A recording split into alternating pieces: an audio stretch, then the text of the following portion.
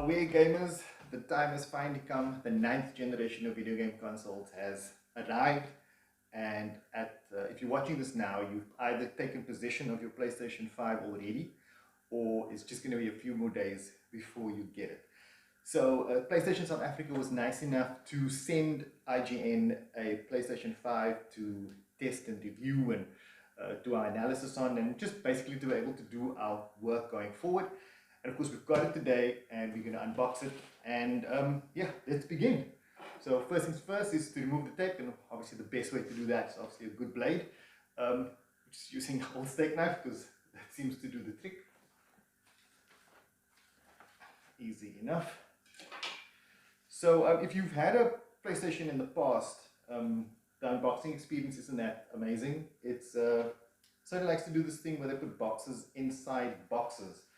So we've got like this basic thin paper sleeve. I think my guess is that they they make it this way so that for each region they can make these sleeves easier for each country and region that they're going to be selling these things in. That's simple enough. We've got the okay, this is interesting. So they actually got a little bit of instructions. I don't know how much instructions you need to open a box, but you know, there it is.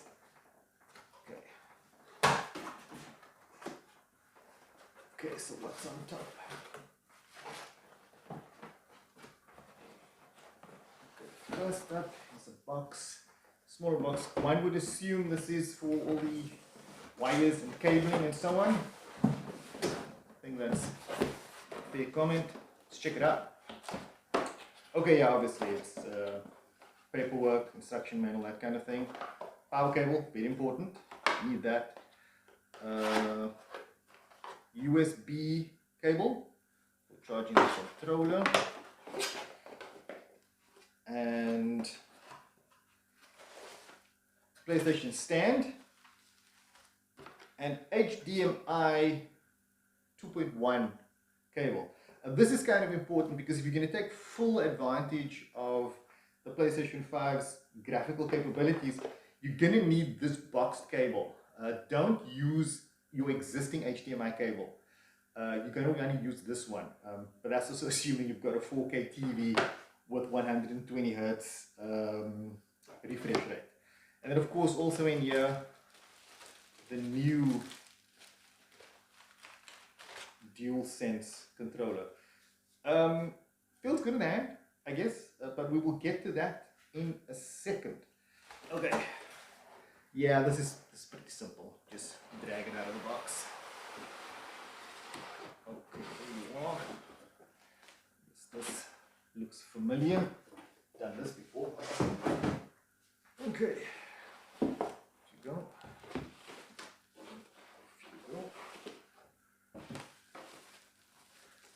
Let's take the wraps off.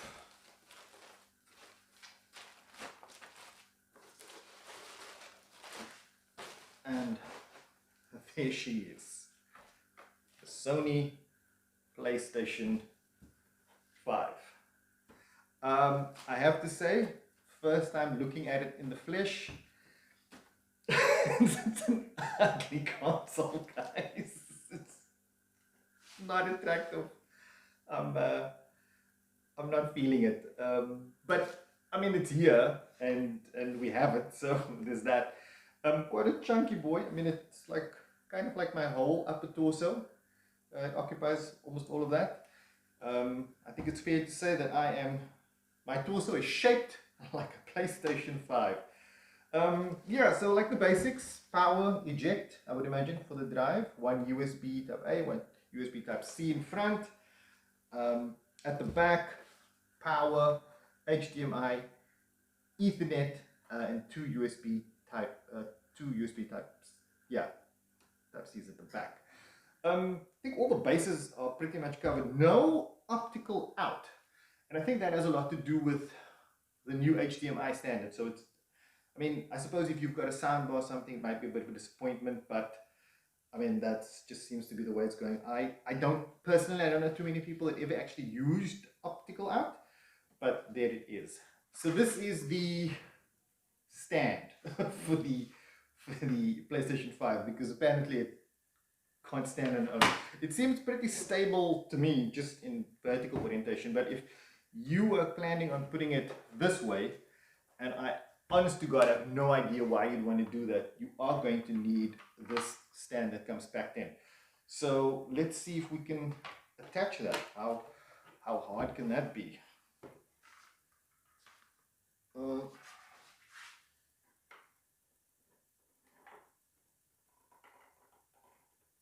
Seems fairly simple enough. Okay, and there you go. Vertical, I mean horizontal. Yeah, man, I don't know, man. To me, the PlayStation 5 in horizontal orientation. Hello, Spock. You've come to help me with the unboxing. In horizontal orientation, it just looks like a PlayStation 5 that fell over, if I'm being honest. That's not generally how you want your consumer electronics to look. I think most people will probably be better served in this orientation. But even so, you can still use the stand for that. It does need a bit of extra work that you can do that. So there's a screw hidden in the back like this. And you pop it out somehow. It's harder than it seems. Well, there's a screw there. There we go. That comes out. Goes through a hole in here, and you would secure that to the bottom of the PlayStation. So there's a little rubber nubbin over here that can pop out. Let's just do this quickly. See? Which I'm assuming can be hidden in here. Yes, that's clever. That's really clever. So you won't lose that nubbin. And then it's just a case of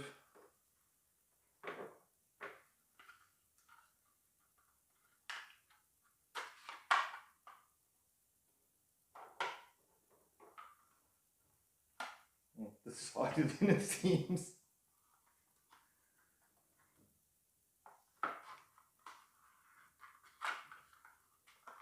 Line up the holes, put the screw in.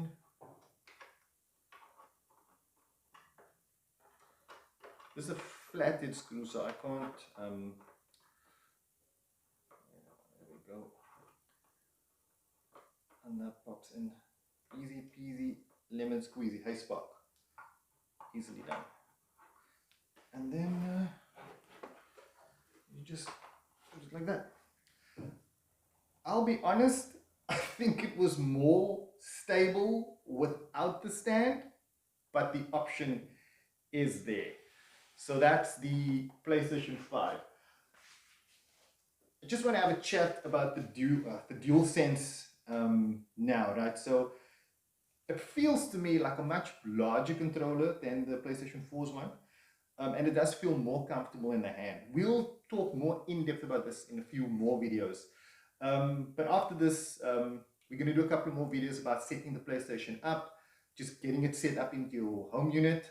You know, I think it's pretty straightforward, but for some people that might be difficult. Then just the software setup, transferring your data from your PlayStation 4 if you have one, getting it connected, all the updates, that kind of thing. We'll talk more in depth about the PlayStation DualSense, and we'll also get into some of the games that have launched with the console.